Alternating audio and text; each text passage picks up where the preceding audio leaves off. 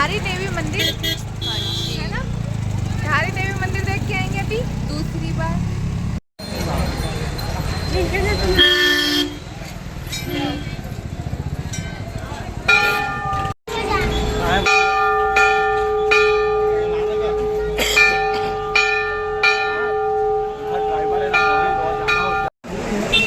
पैसे डाल देंगे ऊपर से चढ़ेगा नहीं, कुछ नहीं, परसों में कभी नहीं लेते हम। जाते टाइम आराम से फिसलते हुए जा रहे हैं और आते टाइम चढ़ते हुए हाफेंगे, है ना, क्योंकि आज चढ़ाई है। वो देख सकते हैं आप, पानी के बीचों बीच में मंदिर है।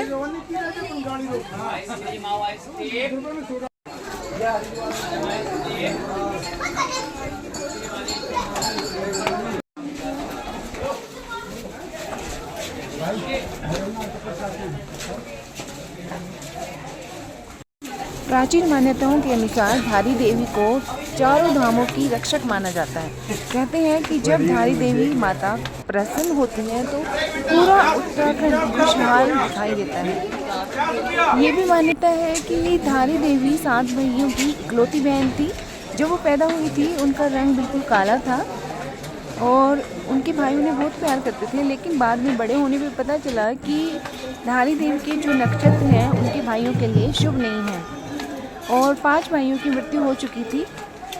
तो बाकी 2 भाइयों ने सोचा कि इसके नक्षत्र की वजह से उनकी मृत्यु हुई है। एक दिन उन्होंने क्या किया कि धारी देवी का गला धड़ से अलग कर दिया और उसे नदी में फेंक दिया। वो धड़ बहता बहता अलकनंदा नदी के किनारे पर आ गया। वहाँ पे एक व्यक्ति ने वो धड़ देखा तो उसने सोचा शायद कोई लड़की बहती हुई आ रही है। उसने ये सोच के जब उस कन्या को उठाना चाहा तो उसके हाथ में केवल धड़ आ गया और वो डर के पीछे हट गया। तब धारी देवी ने उसे आश्वासन दिया कि मेरे धड़ को उठाकर एक सुरक्षित पत्थर की शिला पर रख दो और मैं तुम्हें कोई नुकसान नहीं होने दूंगी। ऐसा सुनकर उस व्यक्ति ने वैसा ही किया और उसके बाद वहाँ पर मंदिर स्थापित हो गया। अलकनंदा नदी के बीच में ये मंदिर स्थापित है।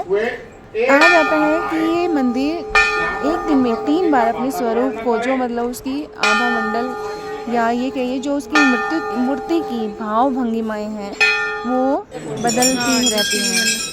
सुबह के समय वो कन्या रूप में उसकी भाव भंगिमाएँ दिखाई देती हैं, दोपहर को यौवन रूप में आ जाती हैं और शाम के टाइम वृद्धावस्था में उसकी भंगिमाएँ दिखाई देती हैं। कहा जाता है कि 2013 में जब ये केदारनाथ आपदा आई थी तो उसका कारण ये बताया जाता है कि उस समय माता की मूर्ति को अपने स्थान से हिलाया गया था, मतलब दूसरी जगह स्थापित करने के लिए सोचा गया था। उन्हें वहाँ से हटाने के लिए की मूर्ति को वहाँ से हटा दिया गया था। इसी वजह से वो प्राकृतिक आपदा आई थी। माता की धुनी है। धारी देवी को चारों धामों का रक्षक माना गया है। जो जिसकी भी यहाँ पे मन्नत पूरी होती है वो यहाँ पे घंटियाँ बांध के जाते हैं। और ये भी कहा जाता है कि 4 धाम की यात्रा पे अगर आप जा रहे हैं तो सबसे पहले धारी देवी का आशीर्वाद लेना बहुत ही ज़रूरी होता है। तो ये थी धारी देवी मंदिर की माता के बारे में छोटी सी जानकारी। इसमें कोई त्रुटि हुई तो मैं क्षमा चाहती हूँ।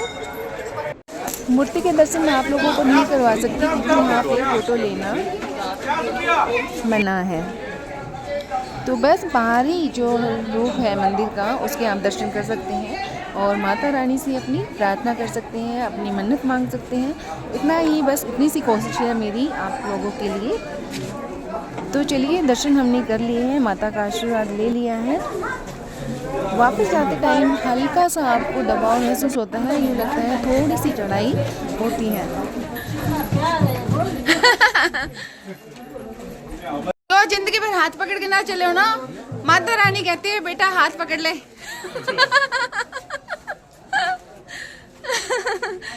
अब ये हाथ पकड़ के चल रहे हैं। पकड़ लो भाई, तुम दोनों पकड़ लो।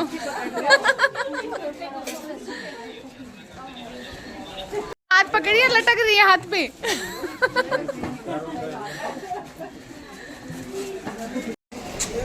तो दूर से ही देख सकती हैं कितनी पहाड़ों के बीच में, नदी के बीच में ये मंदिर स्थित है और इसकी खूबसूरती दूर से ही दिखाई देती है। और इसकी मान्यता भी दूर दूर तक है। माता रानी सभी की मनोकामना पूरी करती हैं। जो माता रानी के दर्शन करने आते हैं तो भैरव बाबा के दर्शन अनिवार्य हो जाते हैं। चलो भाई। सबकी एनर्जी डाउन चली गई इसलिए कुल्फी खा रहे हैं। Orange orange.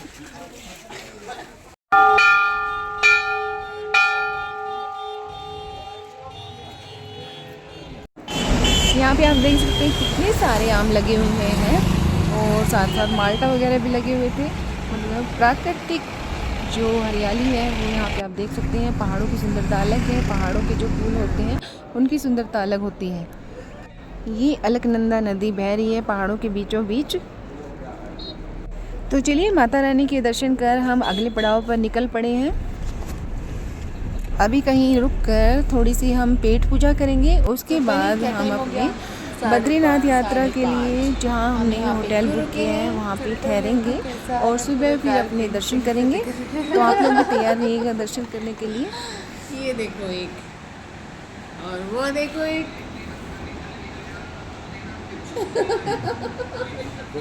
तो मैं और परी खाएंगे मैगी, है ना परी? यस, मैं और परी तो मैगी खाएंगे और ये खा रहे हैं अपनी दाल रोटी। दाल रोटी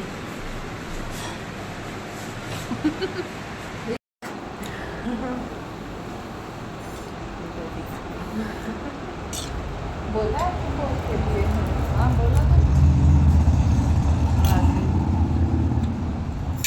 बटर ले जाओ, बटर ले जाओ।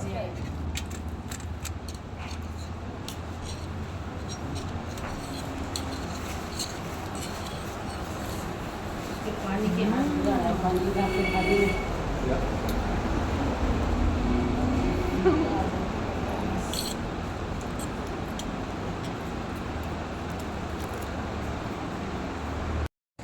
चलो भाई, हो गई है पेट पूजा, आगे का सफ़र जारी रखते हैं।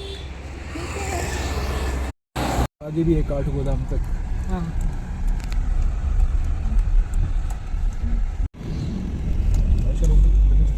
क्या मिलेगा?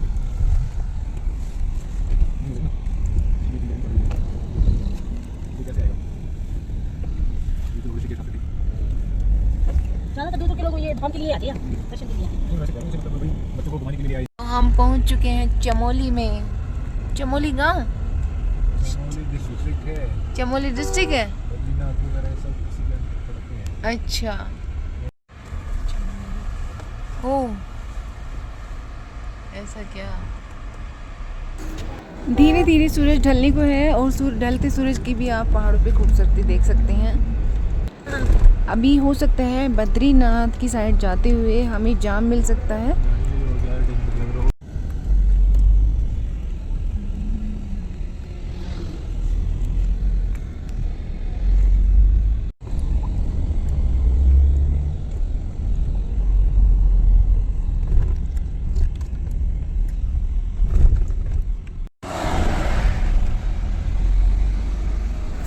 जैसे कि उम्मीद थी आगे चल के जाम मिल गया है हमें और आधा घंटा मेरे ख्याल से यहाँ पे जाम में हम खड़े रहे। काफ़ी दूर तक जाम था क्योंकि बद्रीनाथ के दर्शन कर जो यात्री आते हैं उनकी वजह से फिर जाम लग ही जाता है। क्या सुनीता, ये अच्छी रहती है वैसे। ले लेना, वीडियो बना देना इसकी जाम की पूरी। हमारी खराब है। इतना जाम जाता है, लग गया ये पहाड़ों पर सबको पता है, सारी दुनिया बुक हो गई है।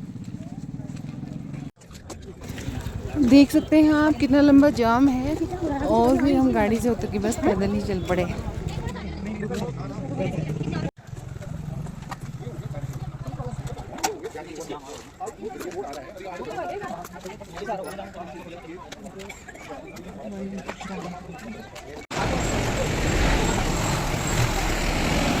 और आज पौन घंटे के बाद अभी जाम खुल गया है। हम बहुत आगे निकल आए थे अपनी गाड़ी का इंतज़ार करने।